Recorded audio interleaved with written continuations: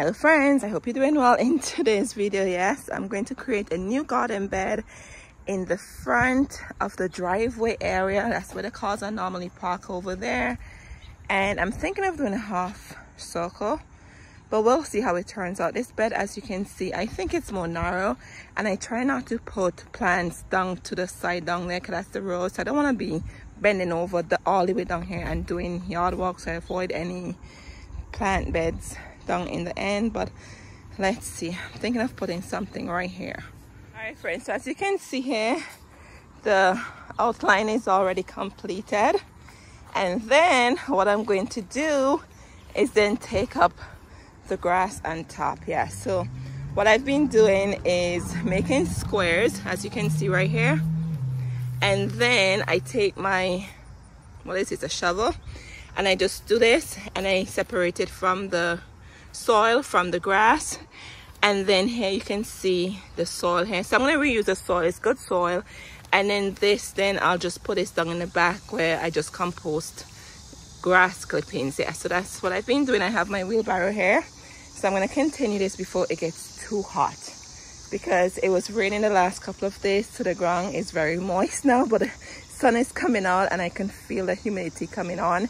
So anyway, so I'll continue this and I'll show you what it looks like. All right friends, I am done. It looks good, right? And then I have just extra dirt I kept from the ground, so I'm gonna take my rake and level off this just to make sure there's no bumps in there, and then I'll be sharing with you the plants I'll be putting in here. But look, it was a lot of work. Yes, so here it is. So let me get the ground leveled off, then I'll come back and share the next step with you.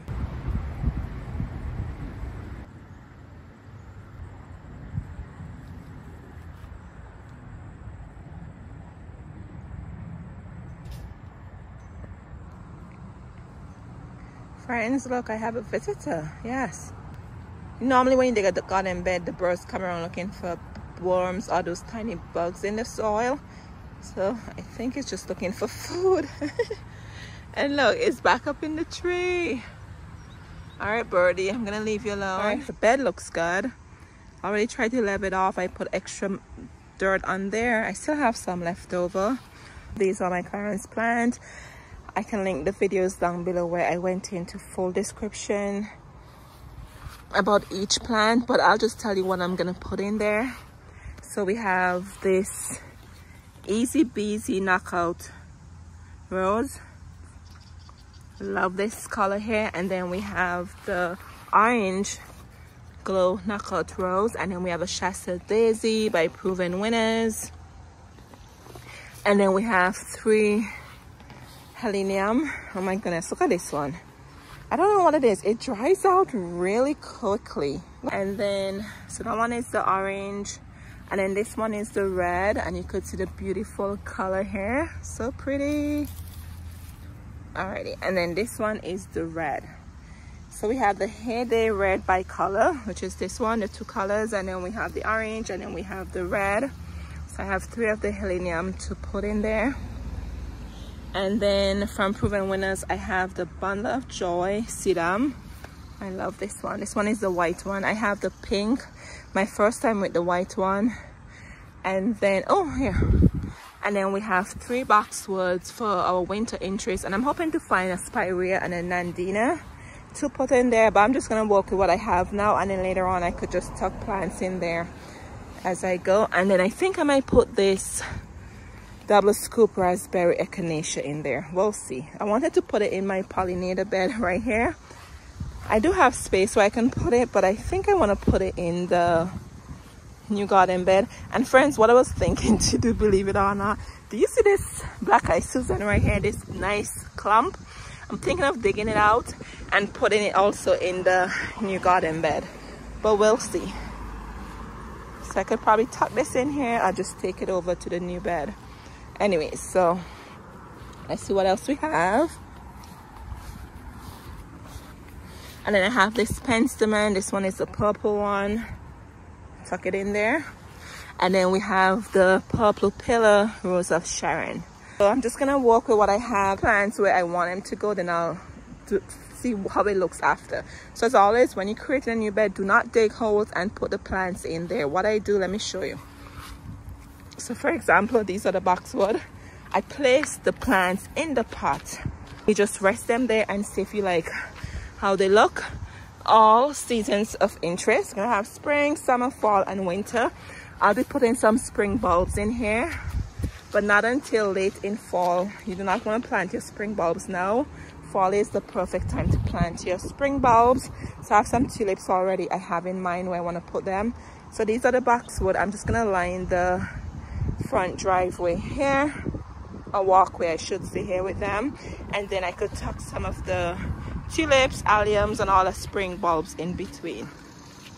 Anyway, so let me continue and see how everything looks, and then I'll share it with you once I like the setup. All right friends, here is the layout. So the boxwoods are here as I shared with you before, and then right in the front where you see the space, I'll just tuck some tulips and some spring bulbs in between. And as always, when you're planting, you want to make sure, keep in mind the height and the width of the plant. These roses will get 3.5 to 4 feet tall, but they're more at the corner, so they have enough space to spread outwards this end. And I think I did a good job lining them up. So I'm going to put them in and see how they look, but who knows. Because what I'm doing here, I want to leave some space for more greenery. You guys know how much I love my Nandina and my spirea, so hopefully in the future I could probably tuck one in here and probably one somewhere over there, but we'll see. But let's get the plants in the ground. All right friends, what do they say? Hard work brings success. That is so true. Look at this. Oh my goodness friends, I've been out here since maybe 10 o'clock, and it's probably maybe 4 o'clock, I think it's now. I don't know, but I've been out here for a lot of hours, but I've been taking breaks in between, making sure I stay hydrated, drinking my water and all of that, and just rejuvenating.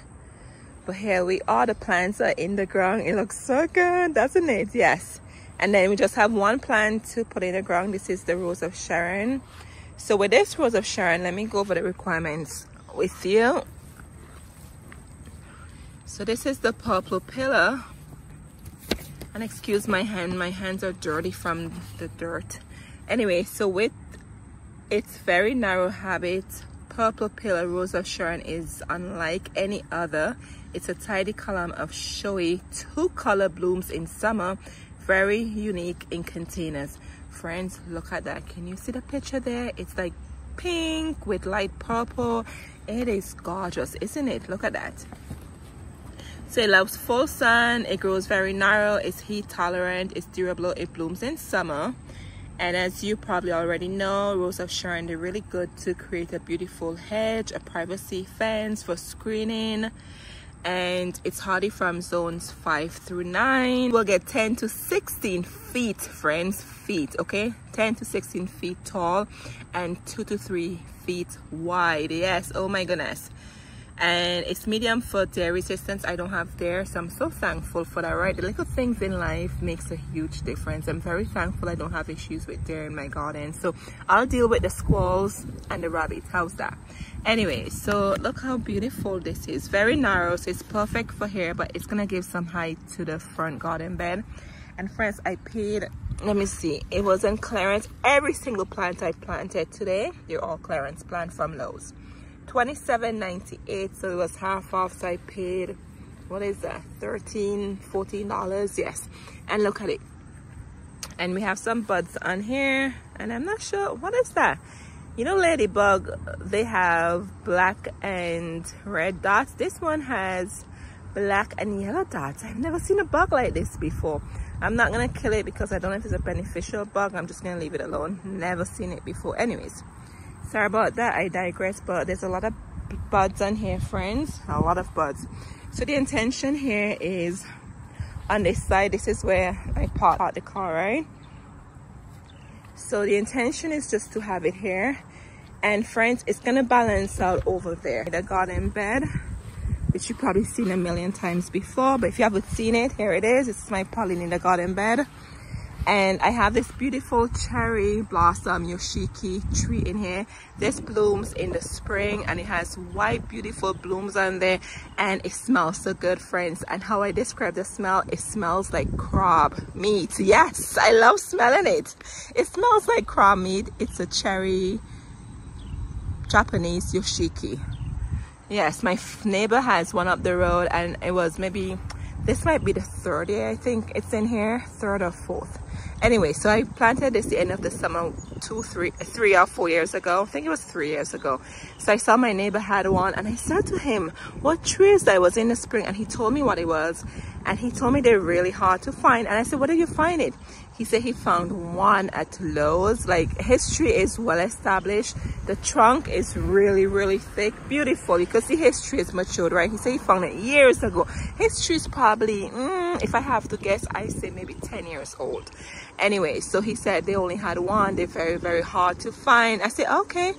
So friends, you not believe that was the spring, and then in the summer I went to Lowe's. So I always go to Lowe's to look for Clearance plant, and I saw this one half dead looking tree. Friends, I turned the tag around and it was this. I couldn't believe it. I was like in shock. I'm like, oh my goodness, this is the tree. I was really in shock because I was looking for a tree in here, and I even had bought one. I think it was a magnolia, a tulip magnolia, something like that. I think it's called a tulip tree. No, I think it was a tulip tree. And they said they will get really tall and they're just really huge.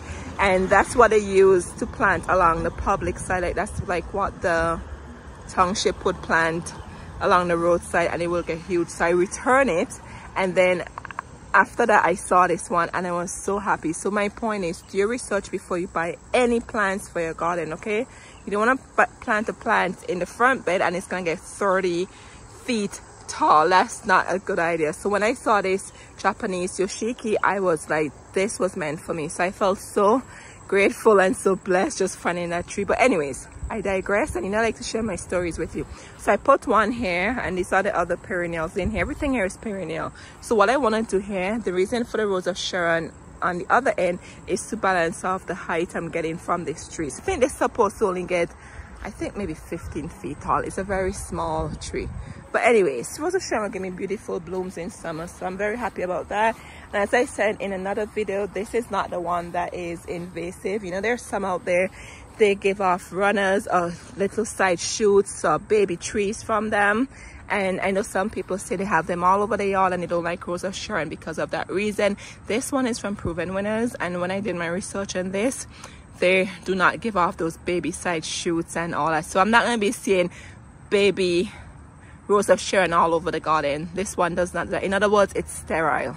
Okay, alrighty, so that's just me digressing there in a meaningful way, sharing information with you guys if you did not know. Because sometimes, friends, I notice there's little things in life that I would think that someone knows or someone thinks that I know and I don't, or vice versa, right? So it's always good to share whatever knowledge we have. That's how we learn, and that's how we grow in this niche, our gardening niche we have going on here, you and I, right?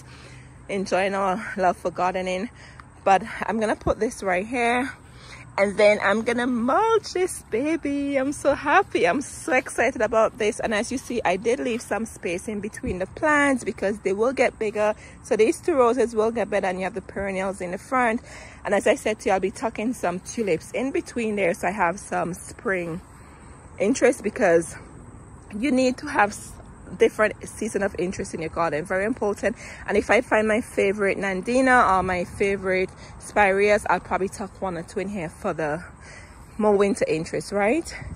And as I go along, who knows, I'll see what I get. I would definitely love to have more echinacea in this garden bed. And friends, I want to share something with you. Do you see this echinacea? When it was in the pot, it looks like it was flapping over, right? So when I planted it, you also want to make sure when you plant, friends, just don't plant like that. I like to press down on the soil. I even will take my foot and I will just use my foot and just go around my knockoff crack. Ollie's Bargain Center, like $3.99. They're the best friends, yes. So I call them my knockoff cracks because they're not the real thing.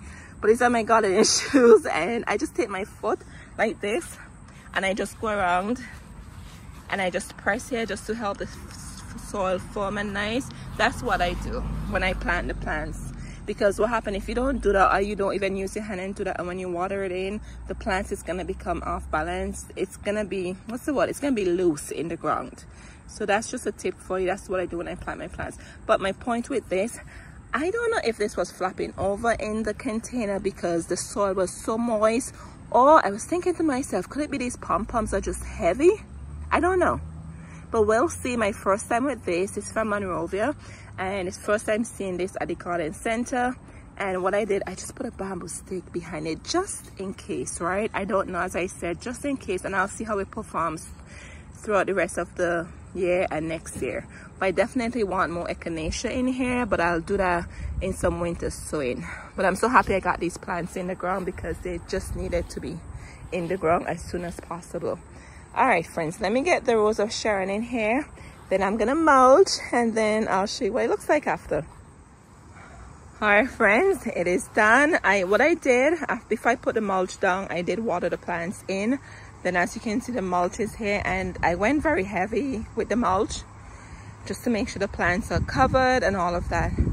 And then I'm gonna water in again, and I'm just trying to clean up my mess here on the walkway. It was pretty dirty, but not too bad, right? But here we are. This is the Rose of Sharon. The sun is out, excuse my shadow. The sun should be setting very soon. As I said to you before, I was trying to add the height to balance off the other side over there with the cherry blossom tree. So we have the Rose of Sharon here, and then we have the orange knockout rose, and over here is the Easy Beezy, I think that's what it's called. And then we have 3 different helenium in here. I have the red, the orange, and then the bicolor, which is the 2. And then here's this echinacea I was telling you about. And then we have lining the pathway here, we have 3 boxwoods, as you can see. Then I have the Shasta Daisy from Proven Winners, and then I have the Sedum from Proven Winners. This one is the white one, and yeah, that's what I have in here. Make sure I give them some space, some good space, right?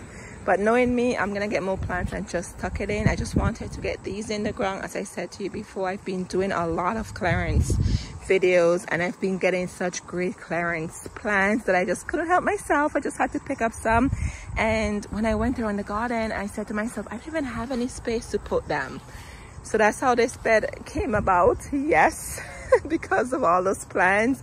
But I'm loving it, and I think it really looks good in the front, and it balances out that side over there where I have the Pauline in the garden bed, because I had nothing here except just a little pot to the top up there. So I think it balances out the front garden bed.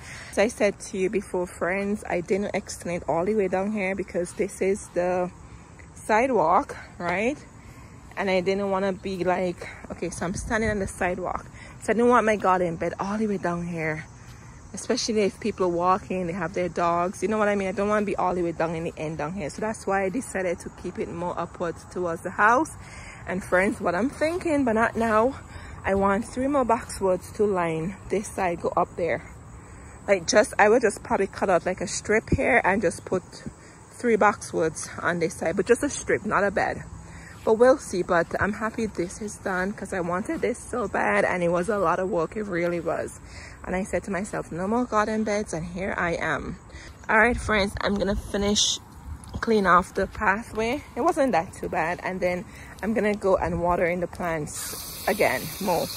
All right, so thank you so much for watching, and let me know if you like my new garden bed. And as time progresses, we will see how it plants. You know, sometimes, you know, when you purchase plants and you plant the plants, they look like not much, right? As you can see here. But as time goes by, everything will just mature and come to life and all of that, right? So I just wanted to document this so I can look back and see what it looks like, and you also, very importantly, you can see what it looks like.